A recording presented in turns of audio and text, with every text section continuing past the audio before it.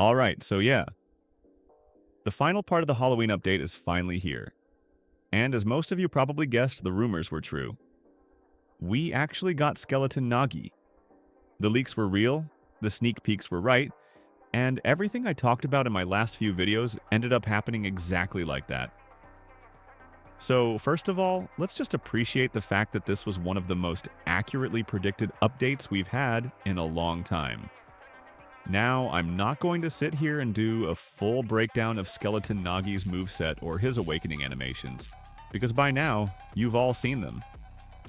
It's been a few hours since the update dropped, and I think everyone who plays the game actively has already tested him, watched clips on Discord or YouTube, and formed their opinions.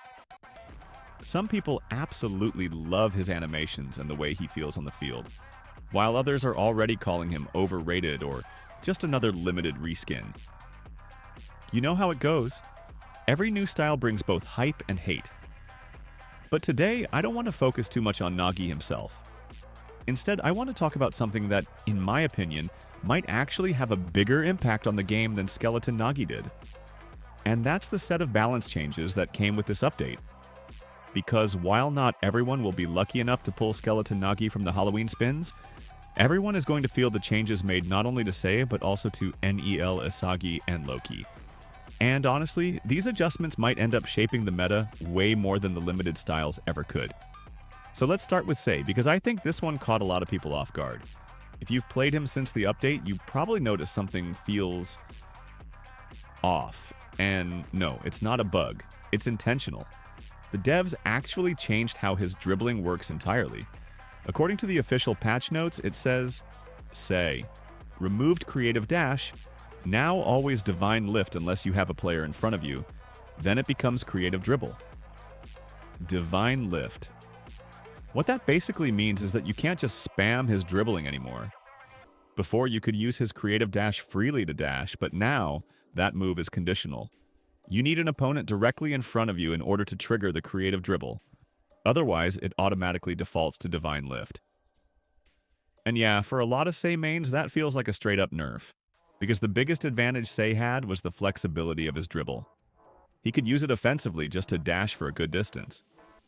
It was one of those skills that separated good players from great ones. Using SAE's dribble correctly could completely turn the tide of a match. But now, that option's been limited. Of course, this isn't the first time SAE'S had a restriction like this. If you remember before his rework, his dribble also required an opponent in front of him to trigger. So technically, this is a return to that older version, just modernized for his current kit. And honestly, I think this is one of those balance changes that will divide the community. Some will call it fair and skill-based, while others will see it as unnecessary. Personally, I think it's fair, because SAE has been at the top of the meta for way too long. Ever since his rework dropped, and let me say honestly, even before the rework, he was dominating most of the matches. And even though this isn't a heavy nerf, it still forces players to be more precise with when and how they use his dribbling. It's not the end of SAE, it's just going to separate players who actually use it for being a midfielder instead of a dasher. But now, let's talk about what I think is the biggest change in this update. And that's what happened to NEL Isagi. Because, yeah, this one's rough. They finally did it. They actually removed the stun from his blind spot move. It's gone. And it's officially listed in the patch notes as NEL Isagi removed the stun from blind spot. And honestly, this is huge, because that stun was the one thing that kept NEL Asagi relevant in the current meta. Without it, he's basically lost the one mechanic that made him feel like a true world-class style.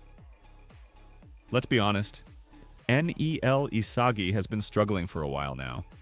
His rework didn't hit the way the devs expected, and he's been falling further and further down the tier list.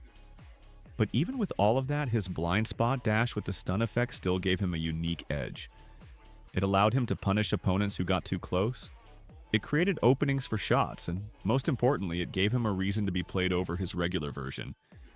Now, with that gone, there's really no reason left. And look, I get it. Stun-based moves can be frustrating to deal with. They're not exactly skill-based, and in some cases, they can completely ruin the flow of a match. But at the same time, if you're going to take that mechanic away, you need to give something else in return. because without that stun, NEL Isagi's kit just feels empty. His other moves are fine, but they're basic. They don't stand out, and that's the problem. When a legendary tier style like Kunigami is more consistent and useful than a world-class style like NEL Asagi, something's clearly off. I actually mentioned this exact issue in one of my older videos, and it looks like it's finally happened. NEL Isagi has officially fallen below the world-class threshold. So what happens next? Well, I personally think he's going to get vaulted soon. Maybe not immediately, but probably once they start preparing for the next rework cycle. Because right now, there's no reason for new players to pull him. He's not strong enough to justify his rarity, and he's not unique enough to be interesting. He's just kind of there. Now, I want to make it clear, I actually agree with the decision to remove the stun. It was annoying, it wasn't fun to play against, and it didn't really fit Asagi's character. But the problem is, the devs didn't replace it with anything. If they had given him a new ability that rewards positioning or reading the field, something that fits his vision theme, it would have been perfect. But right now, it just feels incomplete. So yeah, I'll probably make a full video focused only on NEL Asagi tomorrow, because there's a lot to unpack here. But for now, that's where things stand. One of the biggest names in the game has officially fallen out of meta. Now, to wrap things up, let's talk about something more positive. Loki. Because while SAE got hit with a nerf and Asagi got gutted, Loki actually got a small but meaningful buff. In the patch notes, it says, Loki buffed swift intercept hitbox size. And yeah, it might sound minor, but this is actually a solid change. If you've been playing Loki since his last rework, you know that his swift intercept could sometimes miss even when you were clearly in range. It just didn't feel reliable enough. Now, with this buff, his intercepts will connect more consistently, making him a lot smoother to play, especially in 1-versus-1 defensive scenarios. And this buff comes at a perfect time too, considering Skeleton Nagi just entered the game. Because Skeleton Nagi, as we all know, has moves that revolve around trap control and ball manipulation, basically giving him more opportunities to bait out defenders. So, buffing Loki's intercept range feels like a deliberate move from the devs to counter that. And honestly, I like that. It shows they're paying attention to how the new limited styles interact with the existing ones. So overall, this update is kind of a mixed bag. We got a brand new limited style that looks and plays amazing, but we also saw some of the biggest mechanical changes to existing top-tier characters in months. SAE'S dribble restriction will change how people approach him. NEL Isagi's nerf completely reshapes the world-class lineup, and Loki's buff quietly improves one of the most skill-based styles in the game. And that's what I actually love about updates like this. It's not just about adding new flashy characters, it's about rebalancing the game, making older styles feel fresh again, and keeping things unpredictable. So yeah, Skeleton Nagi might be the star of the show right now, but trust me, these balance changes are what's really going to define how the game feels moving forward. Anyway, that's all for today's video. Let me know in the comments what you guys think. Do you agree with the SAE change? Do you think NEL Asagi deserved to lose his stun? And are you happy about Loki's buff, or do you think it's too minor to matter? I'll be reading all of your thoughts as always, and like I said, expect a full deep dive video on NEL Asagi tomorrow. Because yeah, this nerf changes everything for him. Thanks for watching, everyone.